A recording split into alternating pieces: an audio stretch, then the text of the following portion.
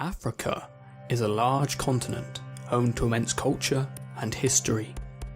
Surrounded by the Mediterranean Sea to the north, the Indian Ocean to the southeast, and the Atlantic Ocean to the west, it is the world's second largest and second most populous continent.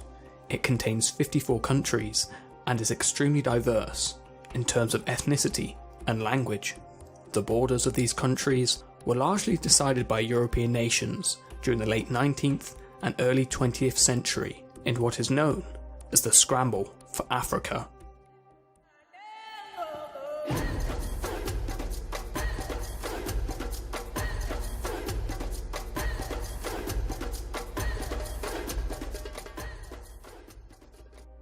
The Sahara is a defining feature of Africa, the largest desert in the world. The Sahara's sheer size and magnitude acted as a major obstacle for communication, trade, and exchange of ideas. However, there is evidence of Roman expeditions and explorations who were able to move across the desert and into the interior of Africa, with the aim to secure sources of gold, salt, and spices. For centuries, Arabs also maintained trade relations with the vast empires of West Africa, such as the Ghana and Mali Empire, establishing trade routes that secured gold, ivory, and slaves. The Portuguese began expeditions down the west coast of Africa in the 15th century, and history tells us of the profound effect that followed. During the 1480s, the explorer Diogo Coe was the first to establish contact with the Congo Kingdom, situated south of the Congo River. The Congo Kingdom was eager to make use of Portuguese teachers and craftsmen, and the Congo kings allowed Catholic missionaries to work among their people. The Portuguese traded guns, cloth, and other European luxuries for slaves who were captured by the Congo in wars against rival kingdoms. By the 17th century, Portugal and other European powers began to settle along the coast of Africa. Europeans would buy slaves in Africa, transport them to the Americas, and exchange them for valuable goods like sugar, coffee, and tobacco, which were then sold at premium prices in Europe. Arguably, between the 16th and 18th century, over 12 million Africans were enslaved and transported in harsh conditions to work on plantations in the Americas. In the south of Africa, the first European settlement was established by the Dutch East India Company, where merchants used the location as a waypoint for ongoing voyages to the Dutch East Indies. They came into contact with the Khoikhoi, a nomadic indigenous population of southwestern Africa comprising of hundreds of clans. Over time, this settlement, known as the Cape of Good Hope, grew in size, resulting in the Khoikhoi losing land and cattle to the Dutch, who adopted the name Boer, meaning farmer. Due to a shortage of labour, the Dutch imported slaves from Mozambique, Madagascar, and many Indonesian islands. The Cape of Good Hope came under the control of the British during the Napoleonic Wars. The abolition of slavery ended slavery in the Cape in 1834. In 1835, the Boers embarked on the Great Trek, as the abolition of the slave trade resulted in financial catastrophe. As a result, Dutch citizens known as Voortrekkers moved further inland into Africa. They formed the Free Orange State and Transvaal, which was recognised by the British. In the north, France launched a war of conquest against Algeria in 1830, which would last until 1847. Meanwhile, in the United States, there was a movement to settle freeborn blacks and freed slaves and transport them to Africa. Most whites, and later a small minority of blacks, believed that blacks would be better off in Africa.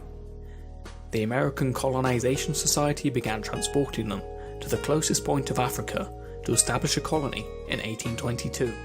By 1847, the settlers issued a Declaration of Independence and established the Independent Republic of Liberia.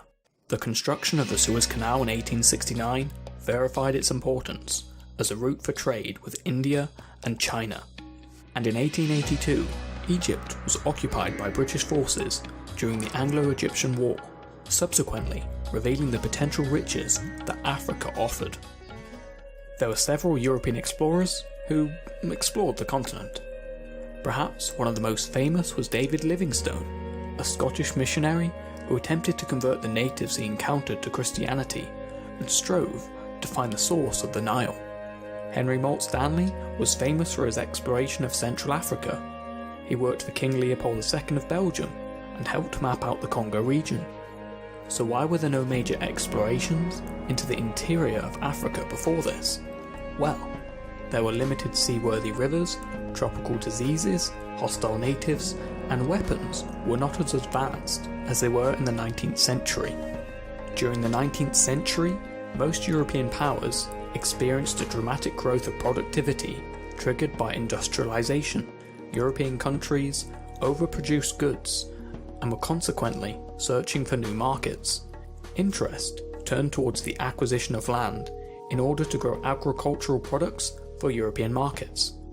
Europeans moved into the interior of Africa to extract raw materials such as rubber, palm oil, gold, copper, and diamonds. These natural resources made Africa a vital resource for the European economy.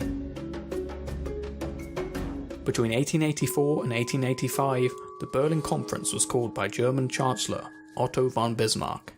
14 representatives of 14 European countries attended the conference, including Britain, Belgium, France, Portugal, and Italy.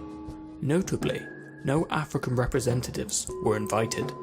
The aim was to discuss how European countries would claim colonial land in Africa and avoid war between them. Each country affirmed that they would bring civilization in the form of Christianity and trade to each region they occupied.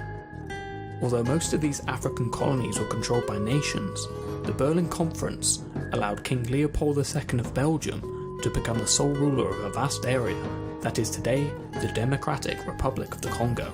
The intent was to make it an area of free trade for all Europeans in Africa. However, in practice, Leopold kept out most European traders and granted concessions to various corporations to exploit the region's resources. In 1908, it was revealed that under King Leopold's instructions, native people of the Congo were forced to farm wild rubber as a form of tax payment to the colonial government. Those unable to carry out these instructions had their hand or foot severed. Once news of these atrocities became known, King Leopold was stripped of his colony, and the vast Congo region was ruled by the Belgian government. Understandably, Europe held the technological advantage. Bands of just a few hundred men, and barely a handful of machine guns, proceeded to overwhelm and obliterate thousands of Africans. The machine gun was a revolutionary gun that could fire rapid shots at an unparalleled speed. The effectiveness of the weapon was obvious in Sudan, where a British force, armed with roughly 20 machine guns and a small number of gunboats, overpowered Sudanese forces and effectively opened the door for colonization.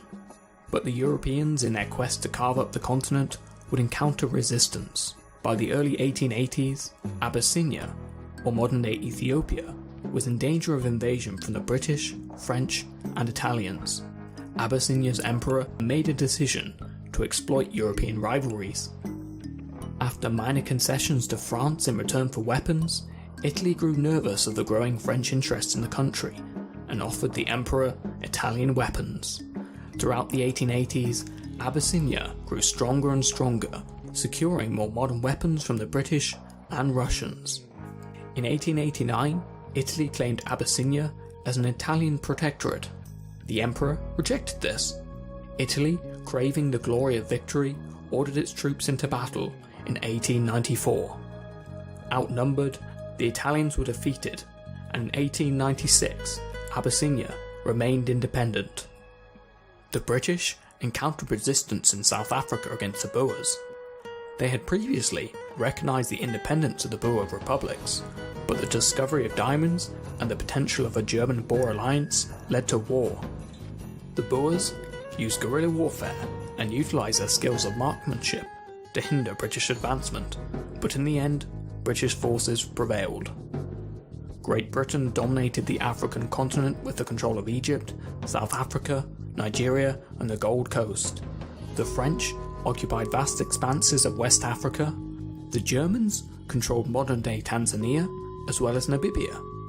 The Italians controlled Somalia and Libya, whilst the Portuguese exerted full control over Angola and Mozambique.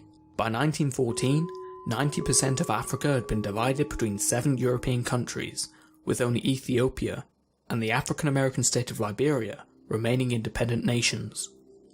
This video has been in collaboration with 26 other history channels on the history of Africa. Check out the previous video by History and Headlines with his video on Timbuktu, and check out the next video on French Algeria by This Is Barris. Thank you all for watching this video, and a special thanks to my patron, Jimmy Alexander, for supporting the creation of this video. See you next time.